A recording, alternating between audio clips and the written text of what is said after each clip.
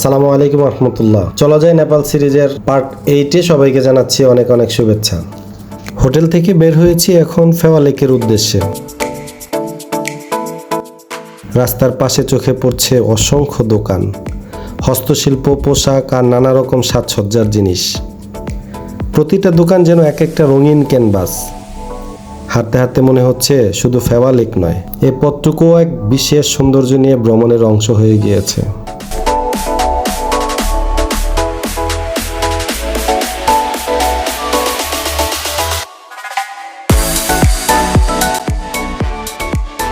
রাস্তার মাঝে হঠাৎ চোখে পড়ল একদল নেপালি মানুষ। নিজেদের সংস্কৃতির গান আর ছন্দে নাচতে নাচতে এগিয়ে যাচ্ছে তারা। মুখে হাসি, পায়ে তাল, এজন্য এক জীবন্ত উৎসব। ভ্রমণের পথে এমন দৃশ্য সত্যি হৃদয়ে ছুঁয়ে যায়।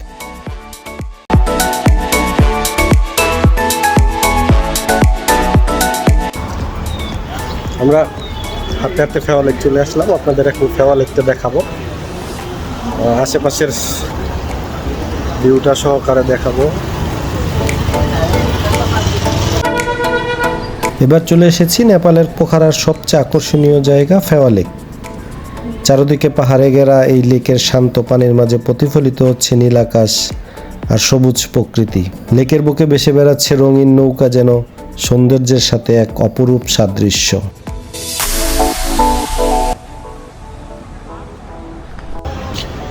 প্রকৃতি যে এত সুন্দর, আসলে প্রকৃতির কাছাকাছি না আসলে বোঝাই যায় না। এই যে দেখেন পোখারার ফেওয়া লেক, চতুর্পাশে হচ্ছে হিল, বড় বড় পাহাড়, আর লেক ভিউটা দেখেন কত সুন্দর। এখানে অনেকে বোট দিয়ে এই লেকটা ঘুরে দেখেন, সত্যি অসাধারণ। ফেওয়া লেক শুধু প্রকৃতির সৌন্দর্যই নয়, ইতিহাস ও সংস্কৃতির দিক থেকেও গুরুত্বপূর্ণ। এখানেই রয়েছে বিখ্যাত তলবাড়ি মন্দির, যা লেকের মাঝেই অবস্থিত। আর ভ্রমণকারীদের কাছে নৌকা ভ্রমণ যেন এক বিশেষ অভিজ্ঞতা। এখানে বসে প্রকৃতির এই শান্ত দৃশ্য উপভোগ করলে সত্যিই মনে হয় এ যেন এক টুকরো স্বর্গ।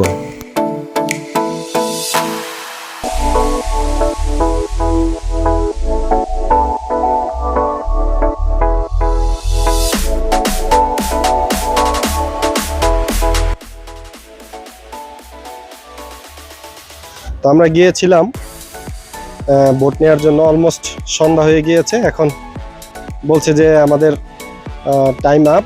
এখন যারা লেকে অলরেডি ঘোরাঘুরি করছে তাদেরই ডেকে ডেকে নিয়ে আসা হচ্ছে, নতুন করে কোনো রাইড দেওয়া হচ্ছে না। তো ইনশাল্লাহ যদি কালকে সময় পাই, কালকে সকালে সারাংকোট যাব, বিকালেও প্ল্যান আছে, সময় করে আবার আসবো আর কি এখানে লেকে আমরা বোট রাইডিং করার জন্য।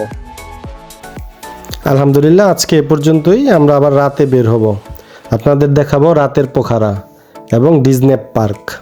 সবাই ভালো থাকবেন, আল্লাহ হাফেজ।